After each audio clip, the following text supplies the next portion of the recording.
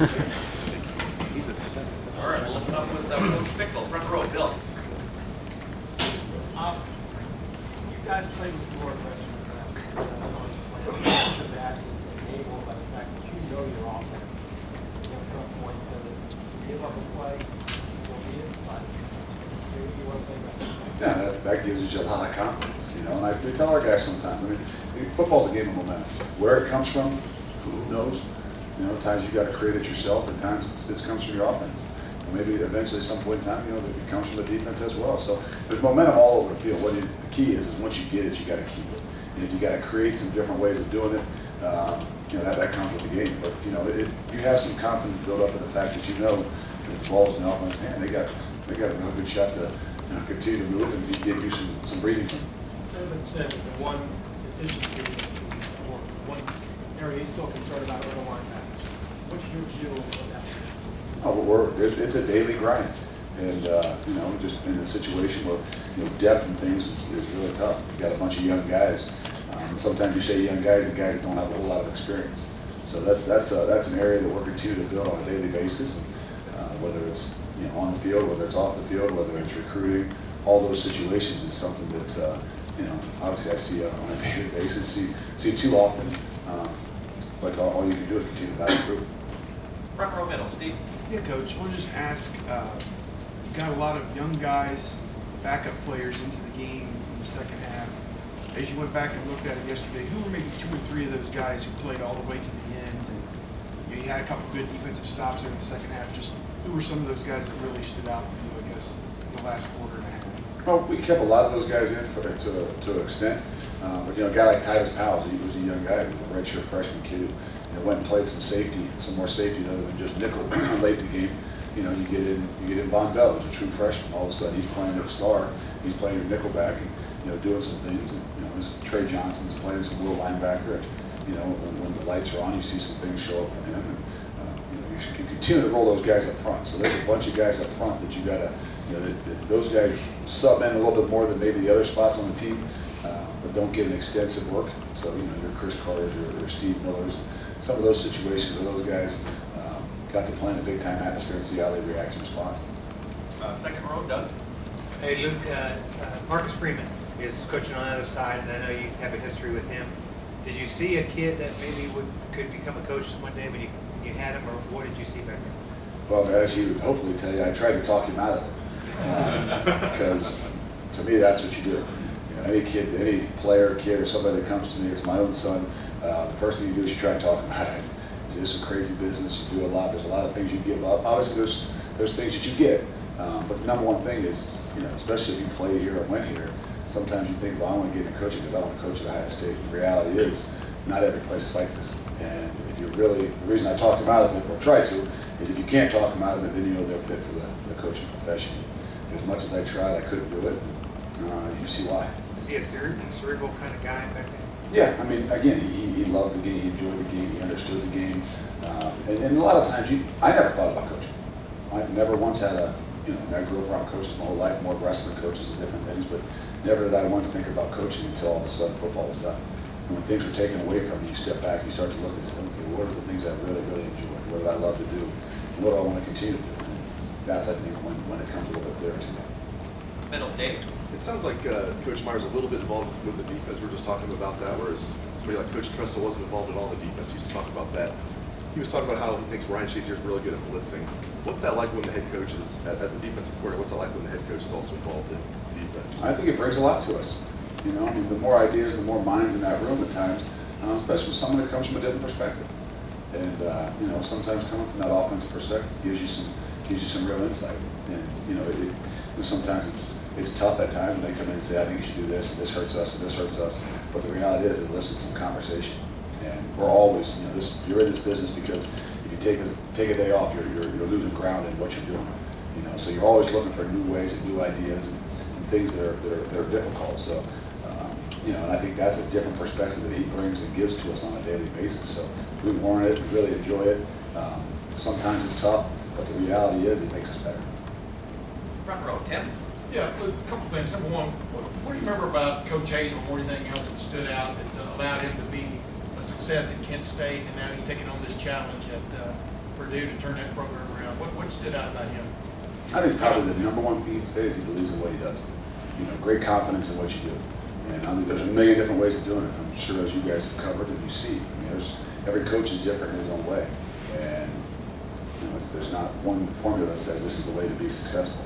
And when you go and do it yourself and you have success, obviously it's a lot easier to show. So I think when he left out of here, I said, the reason he'll be successful is because I know he knows what he's doing, but more importantly, he knows why he's doing it. And he's not going to change on a daily basis. The consistency of who he was and what he does, I think is what you'll eventually see. The other thing, Pitt Brown with that interception, much has been made of losing Christian Bryant, the void it left, leadership-wise, everything else. What does it do for Pitt Brown to have a big play like that that kind of turns the game, but also what does it do for the confidence of the defense to know they've got another guy back there? Well, football's a game of momentum, and it's a game of, when you have it, you got to keep it. And that's probably one of the tougher things as a young group is creating that momentum. Sometimes we got to get it from our offense. Sometimes we got to get it from whoever. The reality is we got a big play in the first drive. Where it came was even bigger. But the reality is that whether it was great for Pitt Brown, it was great for the entire defense, it was great for the entire team. It created that momentum. It created that energy. It gave us some of that confidence that, hey, even if people move the ball, there's still, what you got to do is you got to force them to get in the end zone. When you have a shot at something, you got to make the play. So I'm sure it's huge for his confidence, but it's huge for the confidence of the whole group as well. Far left, Rusty. Luke, after that 2011 season, there was a lot of people really disappointed, thought that the program was at the bottom. Could you have ever foreseen that it has not lost since? And it's hard to look back and to think about, some of those things, but the reality is there, like Coach will tell you at times, you'll hear him say that there's not bad teams. Really, there's not. I mean, there's enough good players at most places. Maybe not as same as here as some other schools, but the reality is there are good players, and having everybody on the same page is big, and the leadership is a part of that thing. And if you really look back, it could be completely different over the past 2 years. The thing is we were successful last year in a lot of those early games that what did it do? It created a great confidence. It created a great momentum. Not that Coach had any doubt in the way he does things, and not that you would have any doubt in the way he does things because you see his record, but 18 to 22-year-olds, obviously, as you heard him say, question things. And to have that success the way we did and come through maybe the first 6 games of the season last year, you can say you can have great players and you can have this, but the reality is the guys come together, guys believe in one another, guys have confidence in what it is that they're doing, and good things happen. Because just like you can go back to 2011 and say, if you had done this in this game, maybe you're close in a couple of games, and maybe the season didn't work. The same thing you could say last year. And there's something to say about going through tough times. It's sort of like snowball effect both ways, that things started to go bad and they continued to go bad in 2011. And it's a lot of that, and a lot of that is leadership. Because when things are tough and times are down, you see who can get you out of those things. And there's no substitute for momentum and energy. And I don't care what level of football it is. And you can see that's what has gained. That's what we have gained over last year, over this year. That we probably lost as much as anything in 2011. And and how do you, if you're going the wrong way, what do you got to do? You got to do something to create it the other way. Whether you got great leadership, it can pull you out of it. Whether you got to make a play, whether you have to have some drastic something that happens to get guys back on track. So there's a lot of psychological things that are involved in it. Belief in what you're doing is one of those big things. But people are truly buying in and having that ability to continue to, when you have the momentum, to keep it. If you don't have it, find a way to get it. Front row left, Doug. Luke, you guys have not given up anything close to a long run this year. Why is that? What have you done well? Well, hopefully we learned from last year. The greatest thing you can say is, you learn from the things that you don't do well. You learn from your mistakes. And I think after last year, early in the season, that was one of the big things that we had a problem with. And people can say it's tactic, people can say it's this, but the reality is it's a leverage issue. And it's guys with great effort to the football. And when you're playing hard, you're playing fast, you're playing with great leverage, you can still give up runs and yards, but the reality is you're not going to give up the big ones. And when you don't give up the big ones, you got a chance to be successful. And I think that's probably the biggest key to what we do, is they keep the ball in front of us, make sure we're flying around ourselves inside out, And, be aggressive. Everybody talks about, well, missed tackle, you have this big, no. We can't worry about missed tackles. You miss a tackle with good leverage, and you got 10 other guys, 9 other guys coming to the football. When you start worrying about, well, I got to make this tackle, which you've seen some in the big field, the open field, and guys hesitate and wait. It's a lot harder to make the tackle when you hesitate and wait. So having that belief and that confidence in one another, play with great leverage, and learn from your mistakes is a big part of it. And from what you've seen, either looking at Purdue and their offense on film so far, or just what you know of Darrell Hazel from being around him here, does he remind you of Jim Tressel in any ways?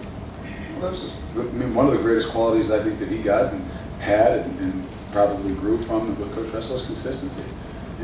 He's not going to be real high and real low, and that's a sign of a great leader. That you can through tough times, you don't change who you are, and that's what I know about him. So it's not like he's going to be down or he's going to do something crazy or something different for because of the situation that they are. That you got to battle through tough times, and when you're consistent, your young men learn, and they learn that from you. That hey, just because we're on a roll, he's this way, and when his things are down, he's this way. To create that consistency, the guys will start to understand that, learn that, and they'll take that image from him as well. 2 more questions. Todd? With the way you guys are playing right now defensively, is there any personnel moving package scheme that you have a reluctancy to call? No. I mean, the biggest reluctancy to call something is whether it's any of us calling it, doesn't really matter. But the reality is what our guys understand. What we know, what we understand as coaches doesn't really matter. We got to continue to focus on the things that those guys understand. When they understand what they're doing and have a reality, have an idea of not just what they're doing, but why they're doing it, then they can play a lot faster. I think that's what gets lost in the whole part of this is, hey, what about the scheme? No, it's not about the scheme. It's about the guys being in a position that they can be successful. There's some things for the people we have that, hey, in 2007 we were really good on defense. I just used 2000. Really good on defense, and we did a few specific things because that's what some of our guys did really well. Well, that's a different team right now. Whether it's a Mike linebacker, Will linebacker, or Leo or Viper, or whatever you want to call them, we got to continue to figure out what it is that our guys do well, and let them build off of that, as opposed to asking them to do something that, well, in theory it should work, but the reality is we're asking him to do something that physically might not be able to do. And last question. Luke, is there something aside from Shazier's athleticism that enables him to be such an effective blitzer? No, instincts. I mean, blitzing is about timing, and guys that got great timing and understand, blocking schemes and an aiming point to where they're going gives them a lot better opportunity to be successful. We've had some really fast guys that are not good blitzers. We've had some really slow guys that are really good blitzers. And it's a knack. It's something that comes down to, like I said, timing and aiming point in order to be a great blitzer is something that is sometimes tough to teach.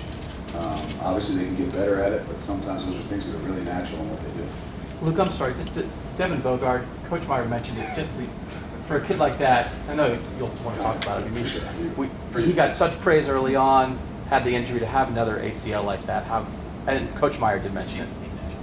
Coach Meyer brought it up. Oh, He sorry. said he's going to have surgery this week.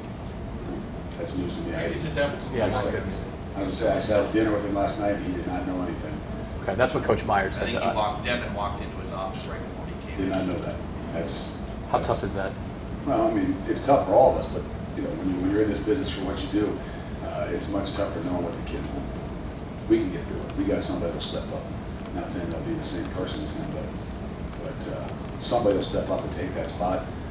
The real thing that hits hard is that, wow, this kid's going to go through another situation like that.